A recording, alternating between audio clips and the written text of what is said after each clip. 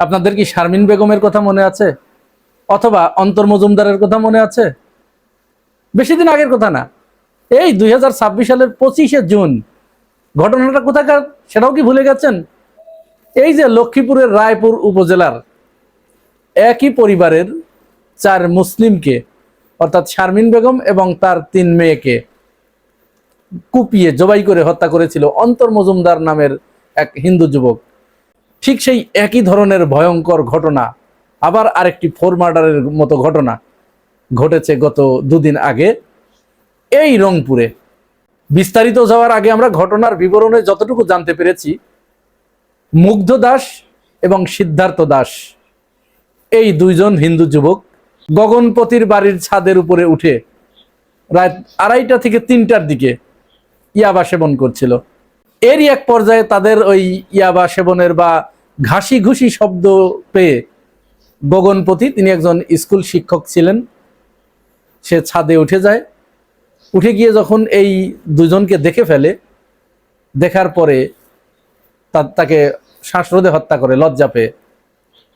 সিঁড়ি দিয়ে যখন উঠছিলেন, এরপরে তারা নিচে নেমে আসে।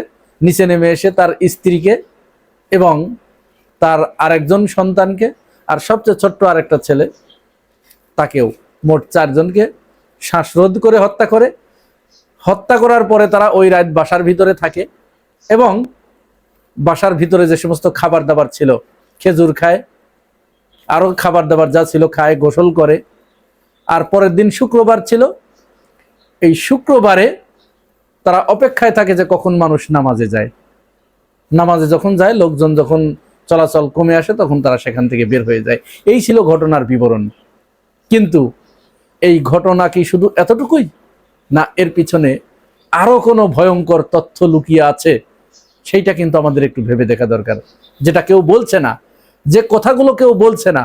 শুধু 4 জন মানুষকে হত্যা করা হয়েছে এতটুকুই শুধু বলছে। কে হত্যা করেছে এই নামগুলো আসছে না, কেন হত্যা করা হয়েছে এগুলোও কিন্তু বলা হচ্ছে না। আমরা ওইখানেও দেখেছিলাম, লক্ষ্মীপুরের ওই ঘটনাতেও দেখেছিলাম, বাংলাদেশের কোনো মিডিয়া মুসলিম পরিবারের 4 জনকে যে একটা হিন্দু যুবক হত্যা করেছে এ ব্যাপারে তারা কোনো নিউজ করে নেই। স্রেফ একটা নিউজ চেপে দিয়েছে যে একই পরিবারের 4 জনকে খুন। ভিতরে গিয়ে তারা নামটা লিখতেও মনে হচ্ছে লজ্জা পেয়েছে। এখানেও ঠিক তাই। এখানে একই পরিবারের 4 জনকে হত্যা করেছে যে 2 যুবক, যাদেরকে গ্রেপ্তার করা হয়েছে, তারা স্বীকারোক্তিমূলক জবানবন্দি দিয়েছে, তারা 2 জনই হিন্দু। এরা আবার 2 জনই ওই গগনপতির আশেপাশের লোকজন, প্রতিবেশী ধরনের। রংপুরে এই ধরনের ঘটনা ঘটলো কেন? এইখানে কিন্তু একটা প্রশ্ন থেকেই যায়। আপনারা জানেন, রংপুরে কিন্তু বেশ কিছুদিন ধরে বড় ধরনের একটি গোলযোগ বাঁধানোর জন্য পার্শ্ববর্তী দেশ থেকে ব্যাপকভাবে প্রচেষ্টা চালানো হচ্ছে। আপনারা জানেন, ওই এলাকায় পৃথিবীর সবচেয়ে বড় রাম মন্দির এটা স্থাপন করতে গিয়েছিল হরিদাস পাল। তাকে পরে অবশ্য গ্রেপ্তার করেছে।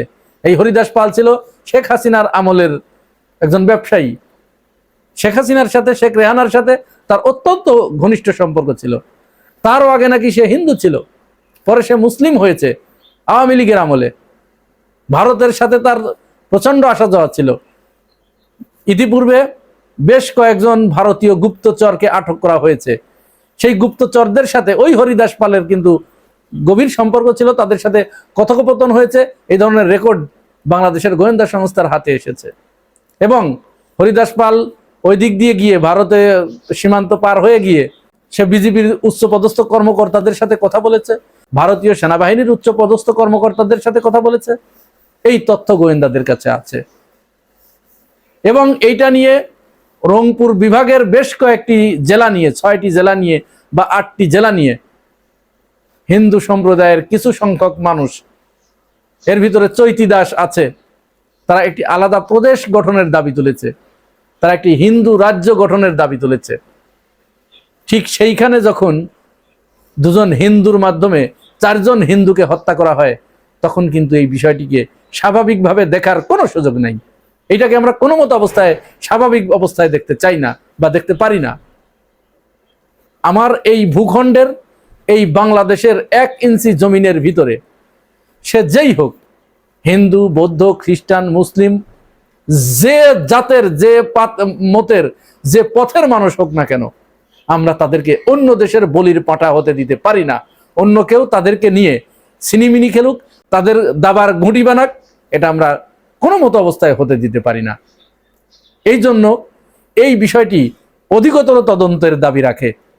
আমরা দেখেছি রংপুরের যিনি তদন্ত কর্মকর্তা, তিনি সাংবাদিক সম্মেলনে এসে ঘটনার বিবরণ দিতে গিয়ে শিশু সন্তানের হত্যার কথা বলতে গিয়ে তিনি কেঁদে ফেলেছেন। স্বাভাবিক, এরকম একটি ঘটনা ঘটলে, এরকম একটি মর্মান্তিক ঘটনা ঘটলে, এরকম একটি দুঃখজনক ঘটনা ঘটলে যে কারোরই পাষাণ না হলে তার চোখ দিয়ে পানি আসার কথা। স্বাভাবিকভাবেই তার ছোট সন্তানের কথা ভেবে তিনি আবেগ আপ্লুত হয়ে গিয়েছেন, কেঁদে ফেলেছেন। তবে তার একটি কথায় আমাদের কাছে সন্দেহ জেগেছে। তিনি বলেছেন যে যেহেতু গ্রেপ্তারকৃত দুইজন আসামি, এই মুগ্ধ দাস এবং সিদ্ধার্থ দাস, এরা হত্যার সাথে জড়িত থাকার কথা সরাসরি তারা স্বীকার করেছে, জবানবন্দি দিয়েছে, কিভাবে হত্যা করেছে ডিটেলস বর্ণনা দিয়েছে, সুতরাং তাদের আর রিমান্ডের প্রয়োজন নেই, রিমান্ডে নেওয়া লাগবে না। এইখানেই খটকাটা লেগেছে। কারণ তিনি যখন এই বর্ণনা দিচ্ছিলেন, তার দুই পাশে দুজন ডিবির কর্মকর্তা, গোয়েন্দা সংস্থার ঊর্ধ্বতন কর্মকর্তা বসেছিলেন, যারা দুজনই সনাতন ধর্মের অনুসারী। সুতরাং আর তাদের রিমান্ডে নেওয়ার প্রয়োজন নাই, এই কথা তার মুখ থেকে এসেছে, এইটা আমরা বিশ্বাস করতে চাই না। এর পিছনে হয়তো অন্য কোনো কিছু লুকিয়ে আছে, হয়তো তাদেরই কারসাজি, যারা তাদেরকে গ্রেপ্তার করেছে, যারা তাদেরকে তদন্ত করেছে, যে ডিবির দুই কর্মকর্তা তার দুই পাশে বসেছিলেন, হয়তো তাদের কথা মতোই তিনি বলেছেন যে রিমান্ডের প্রয়োজন নেই। কিন্তু আমরা বলি অবশ্যই রিমান্ডের প্রয়োজন আছে।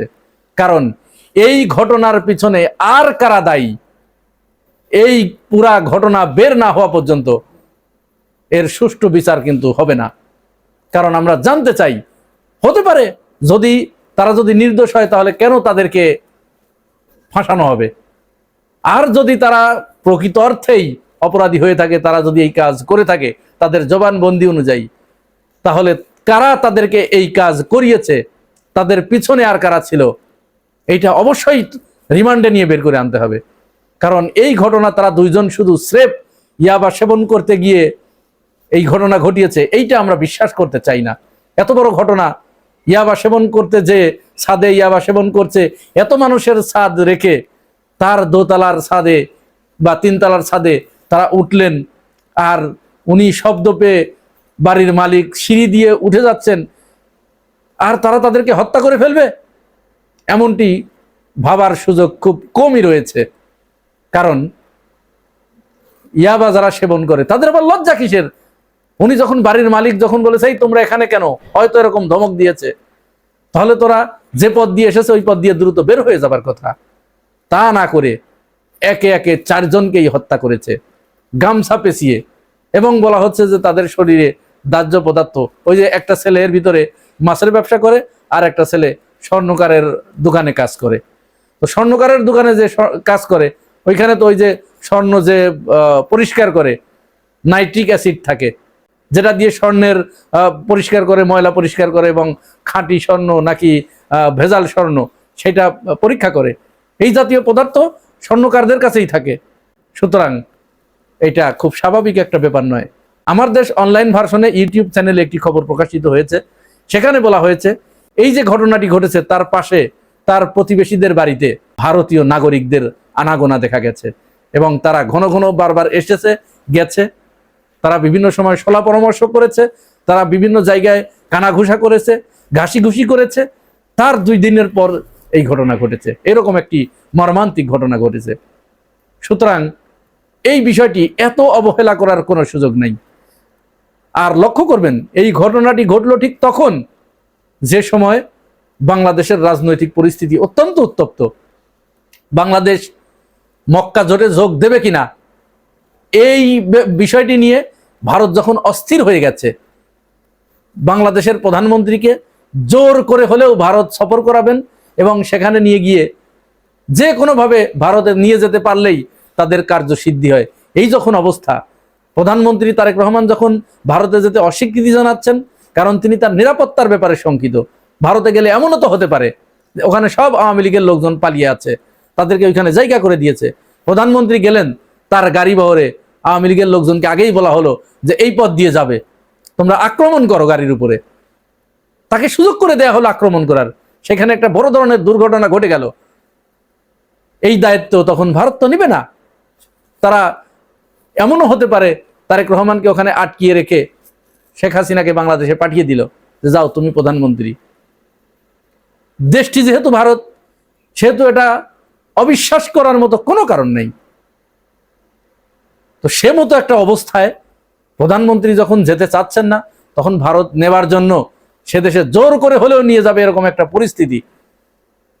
আর ভারত ইতিমধ্যেই বলে দিয়েছে যে বাংলাদেশ মক্কা জোটে যোগ দেবার চিন্তা করছে কিনা এই ব্যাপারে ভারত কঠিনভাবে নজর রাখছে। রংপুরের এই ঘটনা একেবারে বিচ্ছিন্ন ঘটনা, এইটা আমরা বিশ্বাস করতে চাই না। বাংলাদেশের ভিতরে যে কোনো ধরনের একটা ঘটনা ঘটিয়ে একটা ইস্যু তৈরি করে, সাম্প্রদায়িক একটা ইস্যু তৈরি করে তার উপরে সাম্প্রদায়িক রং লাগিয়ে ভারত এখানে বড় ধরনের একটা গোলযোগ বাঁধাতে চায়, একটা কেওয়াজ এখানে তারা বাঁধাতে চায়। ওই সময়ও যখন এই লক্ষ্মীপুরের ঘটনা ঘটলো, তখনও কিন্তু বাংলাদেশের পরিস্থিতি এরকম ছিল। দীর্ঘদিন ধরে তারা এই ধরনের প্রচেষ্টা চালিয়ে যাচ্ছে। আবার রংপুরে এই ধরনের ঘটনা ঘটলো, যেখানে রাম মন্দির স্থাপনের বিষয়টি বন্ধ হয়ে গেছে।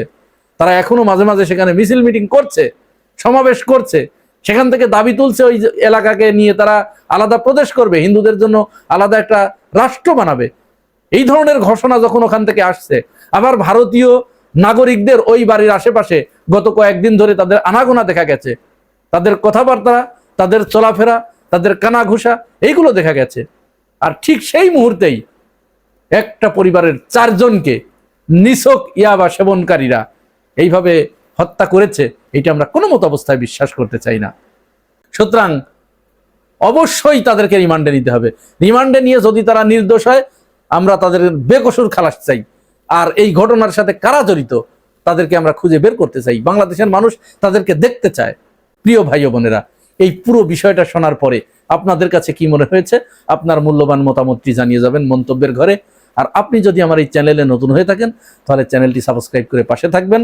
আজ এ পর্যন্তই, ভালো থাকবেন, আল্লাহ হাফেজ।